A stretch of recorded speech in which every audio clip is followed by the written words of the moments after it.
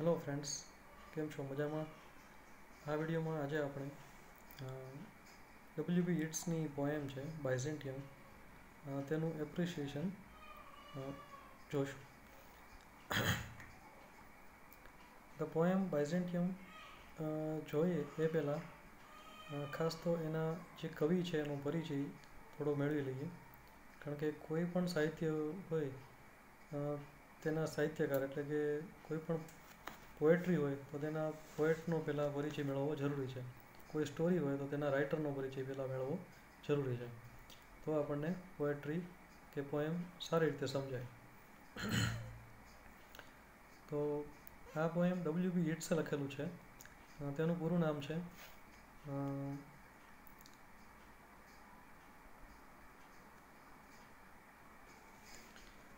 તો ડબલ્યુબી યીટ્સનું પૂરું નામ છે William Buttler યીટ્સ.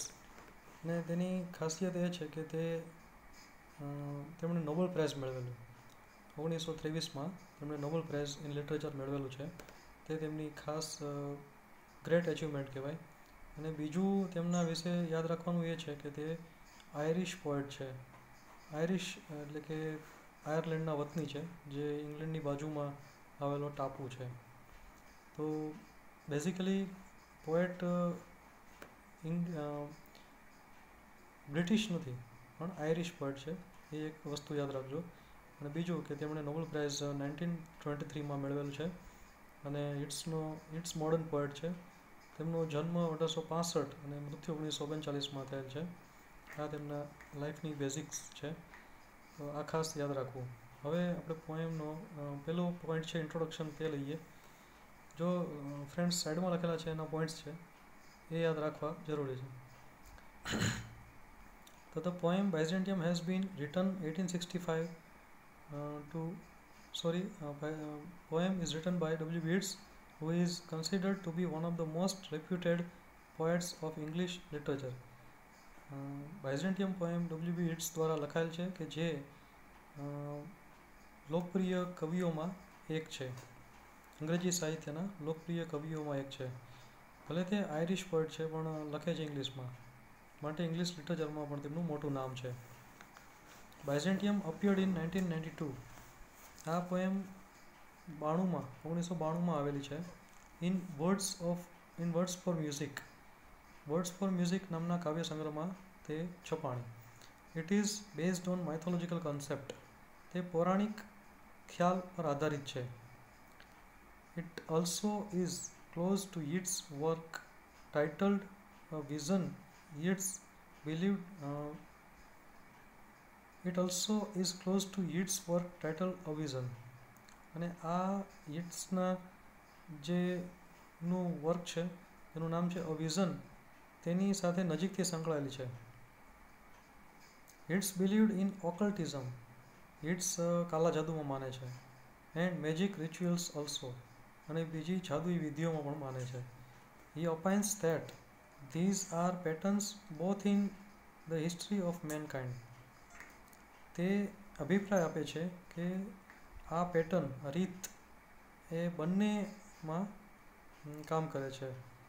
In the history of mankind, માનવજાતના ઇતિહાસમાં, અને યુનિવર્સ, બ્રહ્માંડમાં, નેચર, પ્રકૃતિમાં, and also in individual life, અને વ્યક્તિગત જીવનમાં પણ કામ કરે છે આ technique. Yeats believed that life and history contains gyres. Yeats માને છે કે જીવન અને ઇતિહાસ એ બંને ચોક્કસ તરંગો લઈને ચાલે છે. જાયર્સ એટલે તરંગો. These gyres are like interpenetration cones that is representative of both personal and historical nature. આ gyres are like interpenetration. Penetrate એટલે અંદર સુધી ઘૂસવું. કોન્સ એટલે શંકુ આકારના પેલા હોય તેને કહેવાય.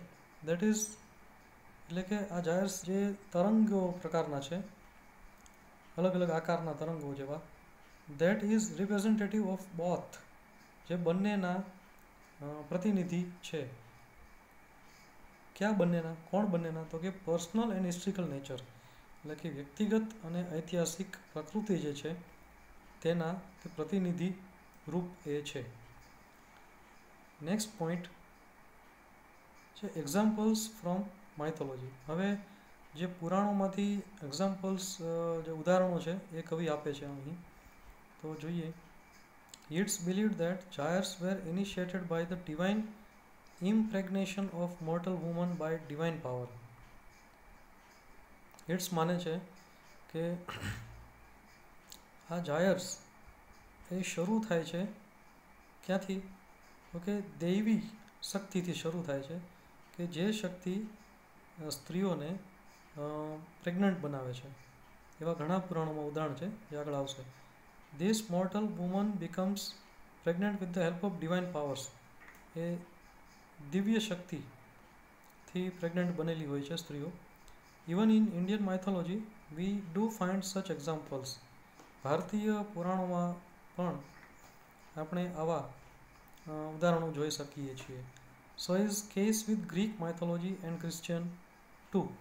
તો એવી જ રીતે ગ્રીક માઇથોલોજી અને ક્રિશ્ચિયન માઇથોલોજીમાં પણ આવા ઉદાહરણો જોવા મળે છે.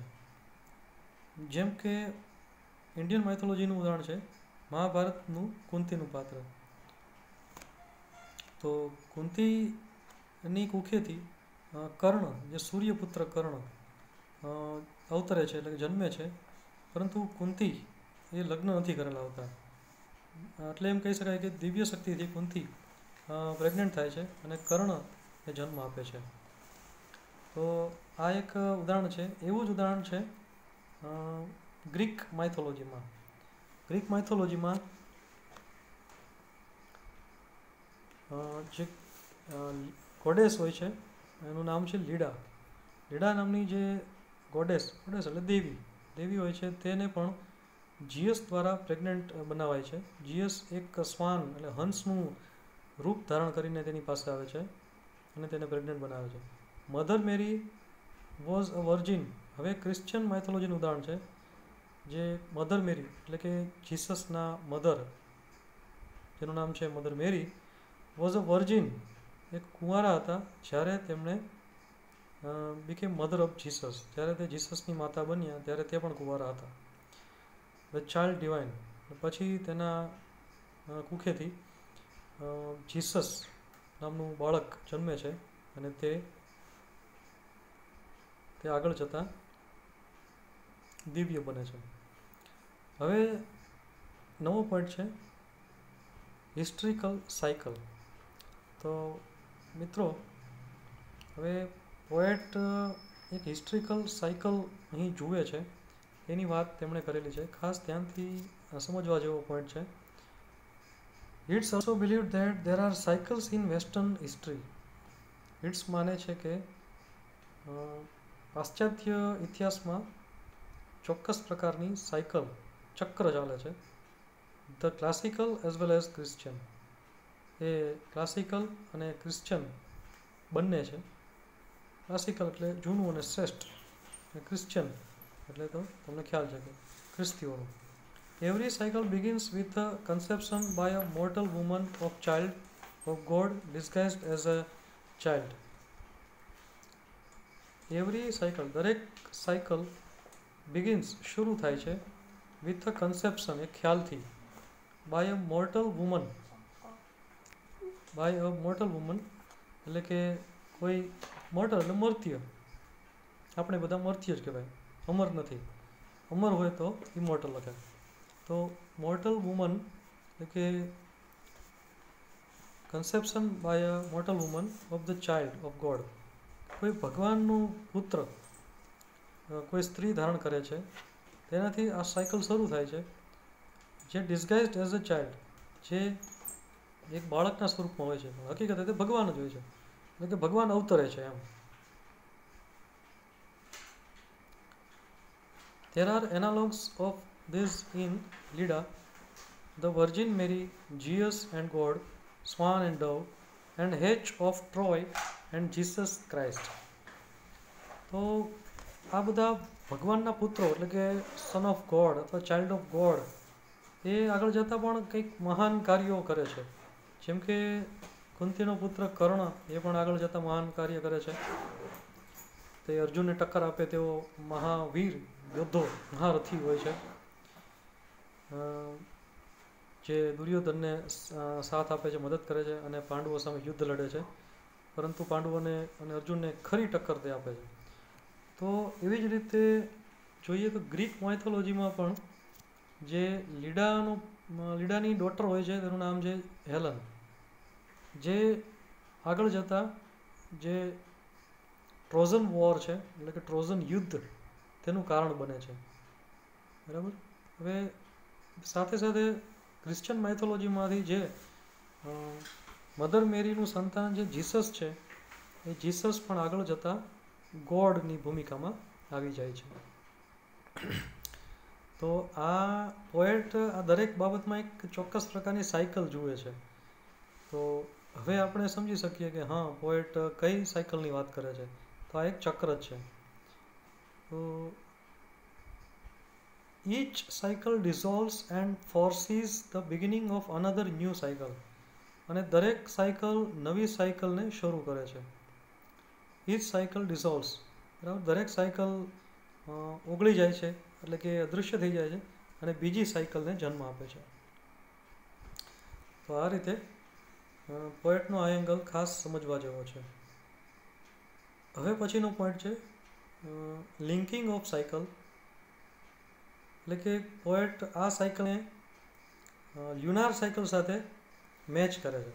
કઈ રીતે જોઈએ?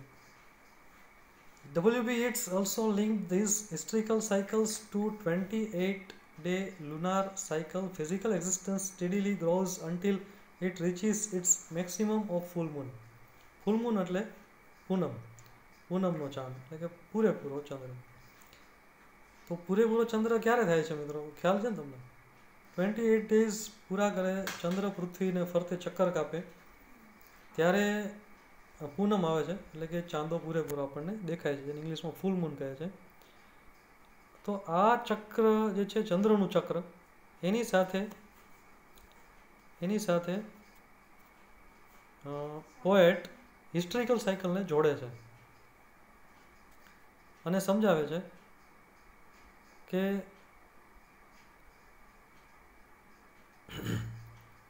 It is apex point of perfection and beauty. એટલે કે જ્યારે ચક્ર પૂરું થાય ત્યારે એ પૂર્ણતા અને સુંદરતાની ટોચ હોય છે. અપેક્સ એટલે ટોચ. ઇન અધર સાયકલ, અને બીજી સાયકલોમાં એટલે કે ચક્રોમાં physical existence gradually falls away until it disappears completely at the new moon. અને બીજી સાયકલમાં ફિઝિકલ એક્ઝિસ્ટન્સ, શારીરિક જે અસ્તિત્વ છે એ ગ્રેજ્યુઅલી ફોલ્સ, કે ધીમે ધીમે ઘટે છે, ઘટતું જ જાય છે અન્ટિલ ઇટ ડિસઅપિયર્સ, જ્યાં સુધી અદૃશ્ય ન થઈ જાય કમ્પ્લીટલી, સાવ, એટ ન્યૂ મૂન, ચંદ્રની જેમ જ. એટલે કે પૂનમ પછી ફરી ચંદ્ર નાનો થઈ જાય. હકીકતે નાનો નથી થતો, દૂર થયો જાય છે. પૂનમ એટલે નજીક. ચંદ્ર જ્યારે નજીક હોય પૃથ્વીથી ત્યારે મોટો દેખાય અને દૂર જતો રહે એટલે નાનો દેખાય. પરંતુ આને હિસ્ટ્રિકલ સાયકલની સાથે જોડે છે અને કહે છે કે ધીમે ધીમે આપણું જે એક્ઝિસ્ટન્સ છે, ફિઝિકલ એક્ઝિસ્ટન્સ, શારીરિક અસ્તિત્વ, એ ઘટતું જાય છે જ્યાં સુધી સાવ અદૃશ્ય ન થઈ જાય ત્યાં સુધી. એટલે કે આપણે ઘરડા થાય ત્યારે પતલા થતા જાય અને પછી મૃત્યુ થઈ જાય. અગેન ન્યૂ સાયકલ બિગિન્સ, ફરી નવું ચક્ર શરૂ થાય છે. Yeats connected this cyclical pattern to historical eras and individual lives. તો યીટ્સે આ સાયકલને જે હિસ્ટ્રિકલ એરા એટલે કે ઐતિહાસિક યુગો સાથે સરખાવ્યું છે અને સાથે સાથે વ્યક્તિગત જીવનનું પણ જોડાણ કરેલું છે. એટલે કે વ્યક્તિગત જીવન એની સાથે કેવી રીતે જોડાયેલું છે તે પણ સમજાવે છે. Yeats observed that a person completes this phase as he advances from birth to maturity. જો Yeats સમજાવે છે, કવિ સમજાવે છે કે person completes this the phase, વ્યક્તિ પણ આ કાળ, સમય પૂરો કરે છે. કેવી રીતે? તો તો કે ફ્રોમ બર્થ ટુ મેચ્યોરિટી, જન્મથી પુખ્ત થાય ત્યાં સુધી, એન્ડ ડિક્લાઇન્સ ટુવર્ડ્સ ડેથ, અને ત્યારબાદ તે મૃત્યુ તરફ ધીમે ધીમે જાય છે. મૃત્યુ અનિવાર્ય છે મિત્રો, દરેકને આવે, તો તે ધીરે ધીરે જાય છે મૃત્યુ તરફ. Annunciated this theory in his work a vision, અને આ થિયરી સિદ્ધાંત એનન્સિએટેડ એટલે સ્પષ્ટ રીતે આપ્યો છે કવિએ. શેમાં? તો કે અ વિઝન, પબ્લિશ્ડ ઇન 1925, 1925માં પ્રસિદ્ધ થયેલ કવિની જે કવિતા અથવા બુક છે વિઝન નામનું, તેમાં આપ્યું છે. This theory is applicable to many other poems and plays of Yeats. This theory is applicable, અને આ સિદ્ધાંત ઘણી જગ્યાએ એપ્લિકેબલ એટલે કે લાગુ પાડી શકાય છે. ટુ મેની અધર પોએમ્સ, ઘણી બીજી પોએમ્સ સાથે પણ આ સિદ્ધાંતને લાગુ કરી શકાય છે. એન્ડ પ્લેઝ ઓફ યીટ્સ, અને યીટ્સના નાટકો સાથે પણ જોડી શકાય છે આ બાબતને. એટલે જ મિત્રો મેં શરૂઆતમાં કીધું હતું ને કે કોઈ પણ કવિતા સમજતા પહેલાં તેના કવિને સમજવા પડે. કવિને સમજો તો કવિતા આરામથી સમજાઈ જાય. If we want to understand Yeats poetry, we need to understand his philosophy. જો અમે ફરી વાર એ જ કહ્યું છે કે જો આપણે યીટ્સની પોએટ્રી સમજવા માગતા હોઈએ તો પહેલાં યીટ્સની ફિલોસોફી સમજવી જરૂરી છે. તો આપણે એને સમજીએ એટલે હવે આપણા માટે તે સરળ થઈ ગયું. હવે પછીનો પોઈન્ટ છે જે અંડરલાઇન કરેલું છે તે ડેથ એન્ડ ડિઝોલ્યુશન ઓફ કોન્સ્ટન્ટિનોપલ. તો મિત્રો તમે કોન્સ્ટન્ટિનોપલનું નામ તો સાંભળ્યું હશે, બરાબર? જે તુર્કમાં આવેલું છે, એટલે કે ઈસ્ટર્ન સિવિલાઇઝેશન, તેનું પતન થયું હતું. હવે તેના રેફરન્સમાં કવિ શું સમજાવે છે તે જોઈએ.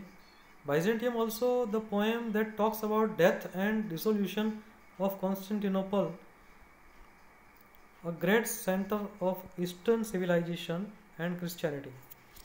બાયઝેન્ટિયમ એ કવિતા છે જેમાં ટોક્સ અબાઉટ ડેથ, જેમાં વાત કરે છે મૃત્યુ અને કોન્સ્ટન્ટિનોપલનું પતન અને તેનું વેરવિખેર જે થવું તેના વિશે પણ વાત કરે છે કવિ. અ great centre of eastern civilisation, અને કોન્સ્ટન્ટિનોપલ શું હતું તો કે ઈસ્ટર્ન સિવિલાઇઝેશન એટલે કે પૂર્વની જે સભ્યતા, એટલે કે પૂર્વના દેશો, બરાબર, એટલે કે આપણે જ, એન્ડ ક્રિશ્ચિયાનિટી એટલે કે આપણું એશિયાનું અને ક્રિશ્ચિયાનિટીનું એક મોટું સેન્ટર, કેન્દ્ર હતું, એટલે કે વેપારી કેન્દ્ર હતું.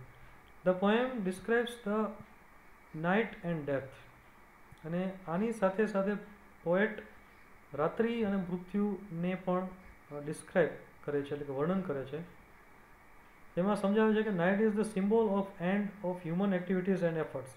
એટલે કે રાત શું છે તો કે રાત્રિ એ માણસનું જે પ્રવૃત્તિ અને પ્રયત્નો છે એનો અંત છે. એટલે કે રાત્રે આપણે સૂઈ જઈએ છીએ, બધા આરામ કરીએ છીએ.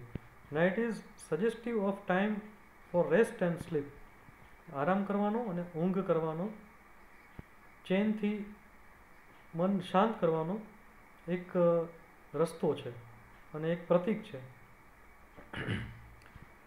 તે કવિ સમજાવે છે. આગળ જોઈએ. Yeats says that unpurged images of day recedes, અને નાઇટ આવવાથી શું થાય તો કે જે અનપર્જડ એટલે કે અશુદ્ધ જે ખ્યાલો છે અથવા પ્રતિમાઓ છે, પ્રતીકો છે, એ બધા જે દિવસના હોય છે જતા રહે છે, પાછા જતા રહે છે. Gods drunken soldiers also fall asleep like those of king Duncan's Macbeth. હવે અહીં યીટ્સે શેક્સપિયરના મેકબેથમાંથી પણ ઉદાહરણ આપ્યું છે કે જેમ soldiers also fall asleep like those of king Duncan's, king ડંકનના સૈનિકો જેમ ઊંઘી જાય છે એમ જ આપણે બધા ઊંઘી જઈએ છીએ. Night music and songs are also receding, ને રાત્રિનું જે મ્યુઝિક અને ગીત હોય છે તે પણ ધીમે ધીમે પાછા જતા જાય છે, એટલે કે ધીમા થતાં બંધ થવા તરફ જાય છે. સ્ટારલિટ નાઇટ, મિત્રો ત્યાં પ્રિન્ટ મિસ્ટેક છે, એટલે માઇટની બદલે નાઇટ વાંચવું. સ્ટારલિટ નાઇટ એટલે કે તારામઢી રાત્રિ. લાભ્સ એટ ઓલ હ્યુમન એક્ટિવિટીઝ, તારામઢી રાત્રિ માણસની જે પ્રવૃત્તિઓ છે તેની તરફ હસે છે. કેમ? કારણ કે માણસ તુચ્છ પ્રવૃત્તિઓમાં પોતાનો સમય ખૂબ બગાડે છે. Man is ultimate nothing but complexities. માણસ એ અંતે બીજું કાંઈ નથી પરંતુ જટિલતાનું પોટલું છે, ફ્યુરી, અને સાથે સાથે જનૂન and wire of વાઇસીસ and એવિલ્સ.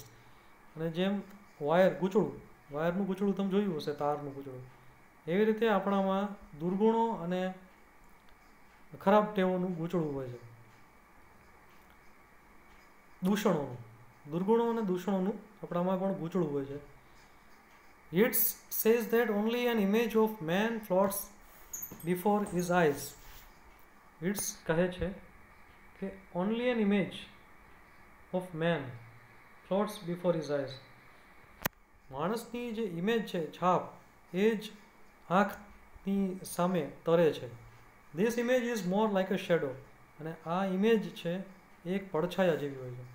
Dim and distant, એટલે કે આછી અને દૂર જતી જાય છે. આગળ કવિ સમજાવે છે, ડિસ્ક્રાઇબ્સ ધ ડેથ, એવો પોઈન્ટ સમજાવે છે.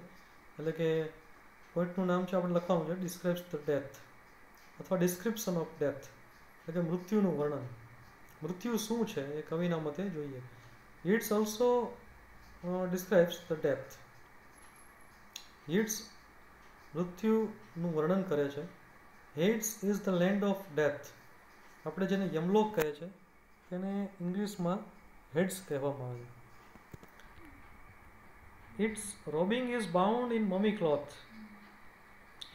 ત્યાં કપડાં કેવા હોય તો કે મમી ક્લોથ, એટલે કે જે મરદાને પિરામિડમાં તમે જોયા હશે, ઇજિપ્તના પિરામિડો. ઇજિપ્તમાં એક પરંપરા હતી કે માણસનું અવસાન થાય પછી એને બાળી કે દાટી દેવામાં નહોતા આવતા, પરંતુ તેને વ્યવસ્થિત સારા કપડાં પહેરાવીને અને તેમાં મસાલો ભરીને તેને સાચવી રાખવામાં આવતા મરદા, કારણ કે તેમાં ફરીવાર જીવ આવશે તેવી પરંપરા હતી, એટલા માટે. તો હેડ્સમાં robing is bound in mummy cloth. Mummy ક્લોથમાં બાંધી રાખવામાં આવે છે બોડીઝને. It unwinds on the winding path of the world. તે આ દુનિયામાં જાણે પાછા ફરશે તેવું માનવામાં આવે છે. People die with no moisture or breath. People die, લોકો મરે છે. With no moisture or breath, શ્વાસ વિના તે મરે છે. Breath of death. However, the poet says that he hails the superhuman. તેમ છતાં પોએટ કહે છે કે he hails the superhuman. તે સુપરહ્યુમન એટલે કે અલૌકિક, બરાબર, સુપરહ્યુમન, મહામાનવ, જે આ લોકમાં ન હોય તેવા અલૌકિક માણસ, તેમાં પણ તે વિશ્વાસ રાખે છે. Masses came and go away, but the divine powers continue to live. આજે આપણે લોકોનું ટોળું તો આવશે અને જશે, પરંતુ જે ડિવાઇન પાવર્સ છે, એટલે કે દિવ્ય શક્તિ છે, તે કન્ટિન્યુ ટુ લીવ, તે કાયમ રહેશે. Live forever and dominate the world. અને આખી દુનિયા પર તેનું રાજ ચાલશે, તેનું પ્રભુત્વ રહેશે. It calls it death in life and life in death. આ બાબતને યીટ્સ કહે છે જીવનમાં મરણ અને મરણમાં જીવન, એટલે કે મૃત્યુમાં જીવન અને જીવનમાં મૃત્યુ. It is miracle of life. આ જીવનનો ચમત્કાર છે. The bird of life painted on the starlit golden bow of the sky. It is miracle of life. જીવનનો ચમત્કાર છે. ધ બર્ડ ઓફ લાઈફ, જીવનનું પક્ષી, painted on the starlit golden bow. જીવનનું પક્ષીને તારાથી મઢેલું, તારા જેવું તેજસ્વી, પ્રકાશમય, ગોલ્ડન બાવ, એટલે કે સોનેરી બાવ એટલે તીર ઓફ ધ સ્કાય, તે સ્કાય તરફ જાય છે, સ્કાયનું જે golden bough of the sky, okay, આકાશનું જે છજુ છે તેના માટે શબ્દ વાપરેલો છે. જાણે તે સોનેરી હોય તેવું લાગે છે અને તેમાંથી સ્ટારનો પ્રકાશ આવે છે અને તેની ઉપર બર્ડ ઓફ લાઈફ, જીવનનું પક્ષીને પેઇન્ટ કરેલું છે, ઓકે, ચિત્રિત કરેલું છે. It's has use the symbol of bird as an image of new life. અને આ જે પક્ષીનું પ્રતીક વાપરીને ઇટ્સ નવજીવન, ન્યૂ લાઈફને રિપ્રેઝેન્ટ કરે છે. પછીનો પોઈન્ટ છે સ્પિરિટ્સ કેમ, સ્પિરિટ્સ કમ. સ્પિરિટ્સ એટલે તમે ભૂતય કહી શકો અને સ્પિરિટ્સ એટલે આત્માય કહી શકો. તો અહીં આપણે આત્માના સેન્સમાં જોઈએ. એટ મિડનાઇટ, અડધી રાત્રિએ, God's pavement are without light and fire. ભગવાનના પગલાં એ પ્રકાશ અને અગ્નિ વિના પડે છે. નો સ્ટોર્મ ડિસ્ટર્બ્સ, કોઈ તોફાન ડિસ્ટર્બ નથી થતું. ફ્લેમ્સ આર સાયલેન્ટ, જે જ્વાળાઓ છે, જ્યોતિઓ છે, એ એકદમ શાંત રહે છે. બટ ધ બ્લડ બીગોટન સ્પિરિટ્સ કમ, પરંતુ જે બ્લડ બીગોટન, રક્ત જેને મળેલું છે અથવા રક્ત ભૂખ્યા સ્પિરિટ્સ, આત્માઓ કમ આવે છે.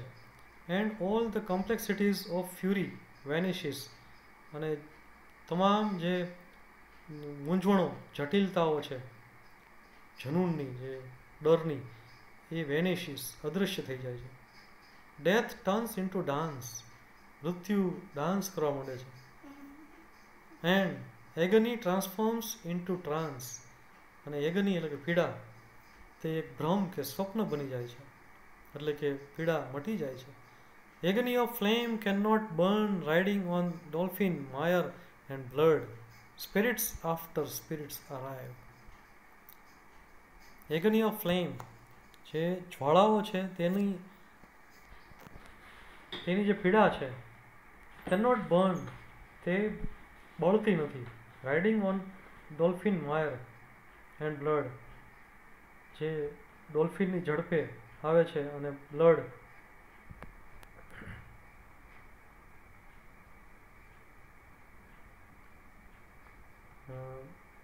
બર્ન કરે છે, એટલે કે લોહી બાળી નાખે એવી પીડા આપે છે.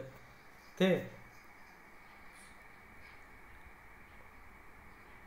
એગની ઓફ ફ્લેમ, એટલે કે જ્વાળાઓથી જે પીડા થાય છે, કેન નોટ બર્ન, તે પણ જતી નથી. સ્પિરિટ્સ આફ્ટર સ્પિરિટ્સ અરાઇવ, આત્મા પછી આત્મા આવીએ રાખે. Iron smith of God break the flood, અને આયન સ્મિથ એટલે લુહાર થાય, પરંતુ અહીં ગોડના મેસેન્જર, એટલે કે ગોડના રિપ્રેઝેન્ટેટિવ્સ, ભગવાનના પ્રતિનિધિઓની વાત છે. બ્રેક ધ ફ્લડ, તે પૂરને તોડી નાખે છે. This smithies are the messengers of God, એવું ને, તે આ ભગવાનના જ સંદેશવાહકો છે, મેસેન્જર્સ છે. bitter furies of complexities are broken on the marble floor of the world. આ દુનિયામાં જે બીટર ફ્યુરીઝ છે, એટલે કે ખરાબ અનુભવો છે, તેને દૂર કરી નાખે છે. Fresh images are born, regenerating takes place. અને ફ્રેશ ઇમેજીસ આર બોર્ન એટલે કે નવી જે ઇમેજીસ, પ્રતીકો છે, તે જન્મ લે છે, અને રીજનરેટિંગ ટેક્સ પ્લેસ એટલે કે તેમાં ફરી નવજીવનનો સંચાર થતો હોય તેવું લાગે છે. Death is not termination of life or energy, it is regeneration. મૃત્યુ એ જીવનનો અંત નથી કે શક્તિનો અંત નથી, પરંતુ એક નવી શક્તિનો સંચાર થાય છે. પછીનો પોઈન્ટ છે મિત્રો, પછીના 3 પોઈન્ટ છે. પહેલો છે ડેથ ઓફ સિવિલાઇઝેશન, એટલે કે સભ્યતાનું મૃત્યુ. In Byzantium it's depict the death of civilization that makes and carves a new path for a new life and era.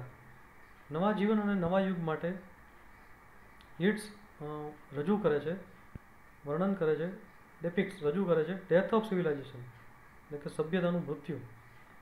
That max જે બનાવે છે, એન્ડ કાવ્સ કોતરે છે, અ ન્યૂ પાથ નવો રસ્તો બનાવે છે. કોના માટે? તો કે for a new life and era, નવા જીવન અને નવા યુગ માટે નવો રસ્તો બનાવે છે. બાયઝેન્ટિયમ ઇઝ ધ પ્લેસ. બાયઝેન્ટિયમ એવી એક જગ્યા છે. હકીકતે બાયઝેન્ટિયમ એક નગરનું નામ છે જે ગ્રીસમાં આવેલું છે. તો બાયઝેન્ટિયમ ઇઝ અ પ્લેસ, એક એવી જગ્યા છે that faced ups and downs, જેણે તડકા છાયા જોયા છે, એટલે કે જેણે સુખ અને દુઃખ બંને જોયા છે. શેમાં? તો કે in the history of western civilisation, જે પાશ્ચાત્ય સભ્યતા છે તેના ઇતિહાસમાં થતા અપ્સ એન્ડ ડાઉન્સ જોયા છે. But it stands apart as beacon, પરંતુ તે એક દીવાદાંડીની જેમ ઊભું રહ્યું છે. Light, beacon light of Renaissance. અને શેના માટેની દીવાદાંડી? તો કે નવજાગૃતિ કાળ માટેની દીવાદાંડી, એટલે કે લોકોને નવું જ્ઞાન આપ્યું અને પ્રશ્નો કરવા પ્રોત્સાહિત કર્યા. The poem has 40 lines. જો અહીંથી વિદ્યાર્થી મિત્રો સ્ટ્રક્ચર ઓફ ધ પોએમ શરૂ થાય છે. ધ પોએમ હેઝ 40 લાઇન્સ, 40 લીટીની કવિતા છે. With irregular length of lines, જેમાં દરેક લાઇનની લંબાઈ એ અનિયમિત છે. End rhymes, line end rhymes, અને રાઇમ્સ તેના પ્રાસ પણ અનિયમિત છે. But cadence and rhythms are highly appealing, પરંતુ તેનું સંગીત, તેનું મ્યુઝિક, તેનો પ્રાસ એ ખૂબ જ આકર્ષક છે. હવે છે કન્ક્લુઝન મિત્રો. The poem has many symbols and images too. પોએમમાં ઘણા બધા પ્રતીકોનો ઉપયોગ કરવામાં આવ્યો છે. They evoke palpable picture of a culture that dies and again wakes up to new life. They evoke palpable picture, તેઓ એક સ્પર્શ કરી શકાય તેવું ચિત્ર રજૂ કરે છે. શેનું? તો ઓફ અ કલ્ચર, સંસ્કૃતિનું ચિત્ર રજૂ કરે છે. તે present picture of culture that dies, જે અંત પામે છે, નાશ પામે છે. And again wakes up to new life, અને ફરી પાછું નવા જીવન તરફ વળે છે. It's gives a clear message that, ઇટ્સે અહીં ખૂબ જ સ્પષ્ટ સંદેશ આપ્યો છે કે life and history contain phase of degeneration, regeneration, resolution and rebirth. It's message આપે છે કે જીવન અને ઇતિહાસ એ બંને અમુક બાબતો ધરાવે છે. કઈ બાબતો? તો કે ડીજનરેશન એટલે કે શક્તિનો નાશ થવો, રીજનરેશન નવી શક્તિનો સંચાર થવો, ડિઝોલ્યુશન વેરવિખેર થઈ જવું, તો વંચિત રહેવું, અને રીબર્થ ફરી જન્મ પામવો.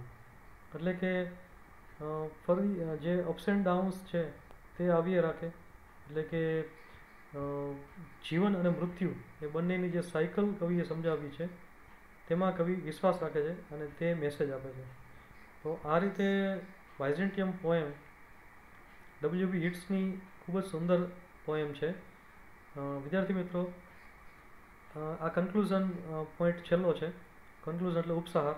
એટલે આ રીતે પોઈન્ટ વાઇઝ પ્રશ્ન લખવાથી તમને માર્ક્સ સારા આવશે અને તમારા કન્સેપ્ટ ક્લિયર થશે. વિદ્યાર્થી મિત્રો, તમને વિડીયો ગમ્યો હોય તો સબસ્ક્રાઈબ કરજો, લાઈક કરજો, શેર કરજો અને બેલ આઇકોન હિટ કરજો. Thank you.